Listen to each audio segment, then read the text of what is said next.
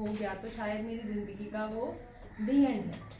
ये धारणा को चेंज करने के लिए हमें आपकी ज़रूरत बहुत ज़्यादा है, क्योंकि इस टाइम पे मेजॉरिटी पेशेंट जो हमारे पास आते हैं वो स्टेज 4 में आते हैं, जिसमें हम आधे से ज़्यादा ट्रीटमेंट कर ही नहीं पाते।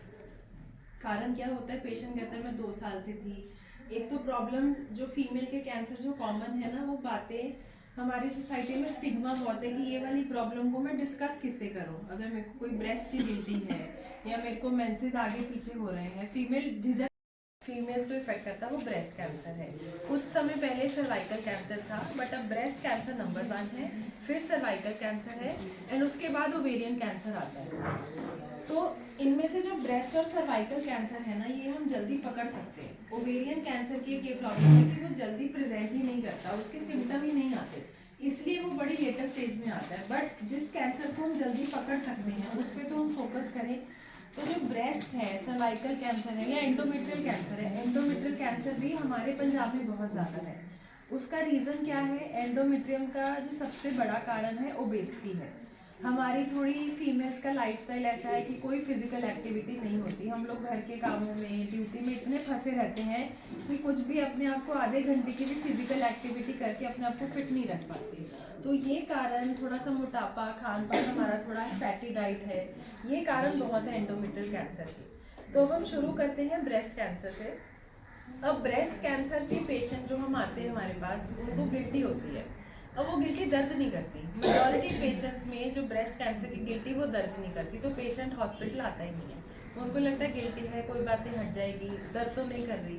वो आते कब है? जब या तो वो दर्द करने लग जाए या बहुत बड़ी हो जाए कि उनका अपीयरेंस चेंज होने लग जाता है, डिस्चार्ज होने लग जाता है। तो ये मिथ को एक चेंज करना है। जितने भी मेजॉरिटी ब्रेस्ट कैंसर की गिल्टियाँ होती हैं वो दर्द नहीं करती। तो कभी भी कोई फीमेल, स्पेशली 30 के बाद, पहले एक टाइम होता था जब आपको बोलते होंगे 50 के बाद ही कैंसर होता है, बट अब 30s के एज ग्रुप में भी है। तो कोई भी फीमेल जो 30s की है और उसको गिल्टी है, वो फीमेल्स होती है ना, वो पेरी मीनोपॉजल एज ग्रुप होती है। मीनोपॉज मतलब मेंसेस बंद हो जाना, तो उससे पहले ही पेशेंट्स को होता है। एंडोमेट्रियम के जो केसेस है वो हम देखते हैं मीनोपॉज के बाद। जनरली पेशेंट्स क्या आते हैं कि मेरे महीने बंद हो गए थे बट अब फिर आने शुरू हो गए। एंडोमेट्रियम के जनरली ऐसे आते हैं जो सर्विक्स के हैं। वो पेशेंट की एज ग्रुप जो हम ज़्यादा देखते हैं 40s एज ग्रुप है, 50s एज ग्रुप है। मेंसेस अभी बंद नहीं हुए होते, बट क्या होता है कि उसको मेंसेस के बीच में ब्लीडिंग ऊपर नीचे हो जाती है। तो कई बार वो नॉर्मल भी हो सकती है कि हो सकता है आपके मेंसेस बंद हो रहे हैं तो इरेगुलर होने लग गए, बट इस चीज़ को इग्नोर नहीं करना। उसको एक बार चेक ज़रूर करा लेना है। कोई गायनेकोलॉजिस्ट उनको एग्जामिन कर ले, पैप्समियर के टेस्ट होते हैं वो आ जाए।